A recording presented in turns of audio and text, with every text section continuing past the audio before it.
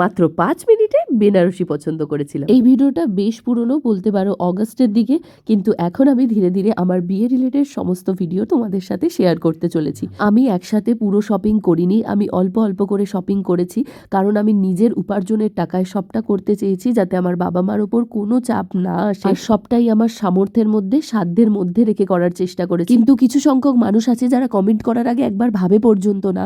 আমার আগের তত্ত্বের ভিডিওটায় একজন এসে কমেন্ট করেছে আমি নাকি এতটাই কিপটে, কারণ বিয়ে তো একবারই করব। আমি যেহেতু বলেছিলাম যে তত্ত্বের জন্য আমি বেশি টাকা ওয়েস্ট করতে চাইনি, সবার একটা বাজেট লিমিট থাকে, তাই হুট করে এসে কিপটে এই ধরনের কমেন্ট করার আগে দুবার ভাববেন, কারণ বিয়েটা বলা যত ইজি, একটা বিয়ের খরচ তোলাটা ততটাই ডিফিকাল্ট।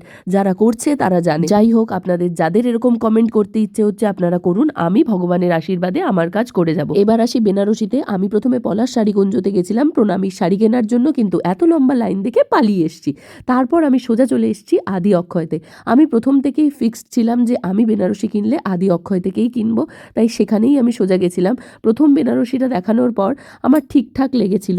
তারপরের বেনারসি, মানে এই বেনারসিটা দেখা মাত্রই আমার চোখ আটকে যায়, কারণ আমি যে পার্টিকুলার একদম রিচ রেড কালারটা কিনতে চেয়েছিলাম আমি সেটাই পেয়েছি। আমি জানি না ক্যামেরায় কতটা আসছে, সাথে আমার বাজেটের মধ্যে চলে এসেছিল বলে আমার আর অসুবিধা হয়নি। আমি মাত্র 5 মিনিটের মধ্যে বেনারসি পছন্দ করেছি। শুধু তাই নয়, আমার সাথে তো রীতিকা আন্টি আর মাও গেছিল, সবারই এই বেনারসিটাই পার্টিকুলারলি পছন্দ হয়। বেনারসি কেনার পর চলে আসি ভেল, আর সত্যি বলতে ওখানেই একটাই ভেল ছিল, আর এই একটা ভেল দেখেই আমার এত পছন্দ হয় আমি সেটাই নিয়ে নিই। আজ এইটুকুই কেনাকাটা করলাম, তারপর পেট পুজো করে সোজা বেনারসি নিয়ে বাড়ির দিকে রওনা হলাম। আজকের মতো চলি, দেখা হবে কাল।